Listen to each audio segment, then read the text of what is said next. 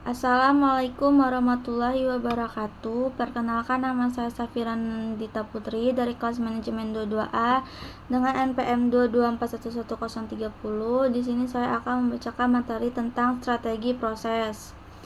Pengertian dari strategi proses adalah rancangan atau pendekatan yang digunakan oleh perusahaan untuk mengoptimalkan efisien dan efektivitas dalam proses produk dan operasional mereka. Tujuannya adalah langkah kunci dalam pengembangan strategi manajemen operasi.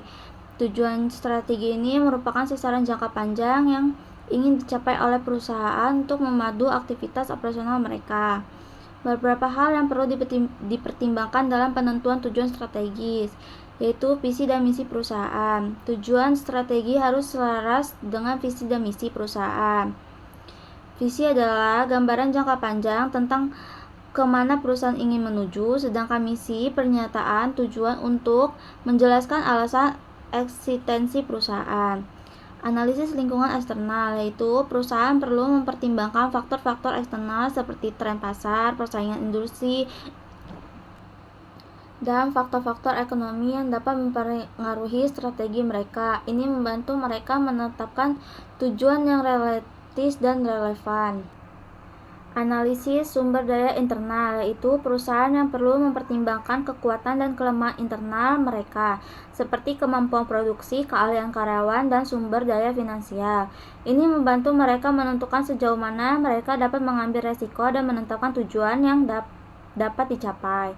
Penentuan fokus strategi, yaitu perusahaan harus menentukan area fokus strategi mereka, apakah itu pertumbuhan efisien operasional, inovasi produk, atau keunggulan kompetensi lainnya. Tujuan strategi harus mendukung fokus strategi ini. Analisis proses manajemen operasi adalah langkah penting dalam manajemen operasi yang melibatkan pemahaman mendalam tentang bagaimana proses produksi atau operasional berfungsi. Ini membantu perusahaan mengidentifikasi area di mana peningkatan dan dilakukan untuk meningkatkan efisien, produktivitas, dan kualitas. Beberapa langkah dalam melakukan analisis proses. Yang pertama, identifikasi proses, yaitu di analisis langkah pertama, proses dapat mencakup berbagai tahap, mulai dari penerimaan pesanan hingga mengirim produk, atau dari pengolahan persediaan hingga layanan pelanggan. Yang kedua, pemetaan aliran proses.